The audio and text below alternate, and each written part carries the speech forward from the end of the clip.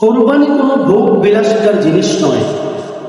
কোরবানি কোনো ভোগ বিলাসিতার জিনিস নয়, এটাকে মানুষকে দেখানোর কোনো জিনিস নয়। কোরবানি হলো একটা ইবাদত, আল্লাহর ইবাদত, আল্লাহর হুকুম সকলের উপর ওয়াজিব।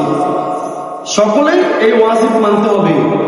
নামাজ, কারণ এটা জানাজার নামাজ নয় যে তিনজনে হাজির হইলে পুরো সমাজের হক আদায় হয়ে যাবে, এমনটা না।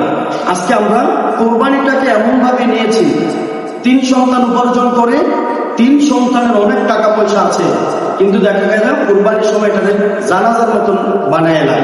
কেমনে?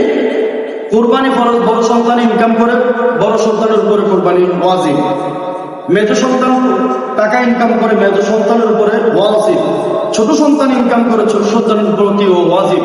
কিন্তু এই কোরবানি আসার পরে এই 3 সন্তান মিলে 10,000 করে টাকা নিয়ে কিন্তু 50,000-এর মধ্যে বাবার নামে একটা কোরবানি দিয়ে দেয়।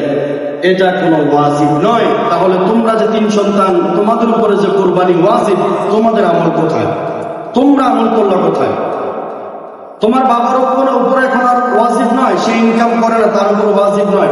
এখন তোমাদের সাথে মিলেমিশে তোমার বাবা খাবে, তোমার মা খাবে, তোমার ভাই বোনরা খাবে, এটাই আনন্দের বিষয়, এটাই নিয়ম। কিন্তু তোমাদের উপরে কোরবানি ওয়াজিব, তোমরা 3 ভাই ওয়াজিব পালন করতে হবে। কিন্তু এখন আছে সমাজের মধ্যে ভাগাভাগি নেওয়া লাগে, কেউ 5 ভাগ, কেউ 3 ভাগ, কেউ 2 ভাগ, কেউ 1 ভাগ। কেউ যদি একা দিতে পারে, সামর্থ্য আছে, আলহামদুলিল্লাহ, একা দিলে কোনো ভেজাল থাকে না। কিন্তু যখন 5 জন, 2 জন, 3 জন দেয়, 7 জনে দেয়, নিয়তে ভেজাল আছে না নাই? এই নিয়তের মধ্যে ভেজাল। দেখা গেল আল্লাহ রাব্বুল আলামিনের হুকুম, কোরবানি করো এমন টাকায়, হক হালাল টাকায়। এখন সমাজের মধ্যে সবচাইতে বেশি সুদখোর এই সুদের টাকা দিয়ে কোরবানি দেয়, হারামের টাকা দিয়ে কোরবানি দেয়, ঘুষের টাকা দিয়ে কোরবানি দেয়।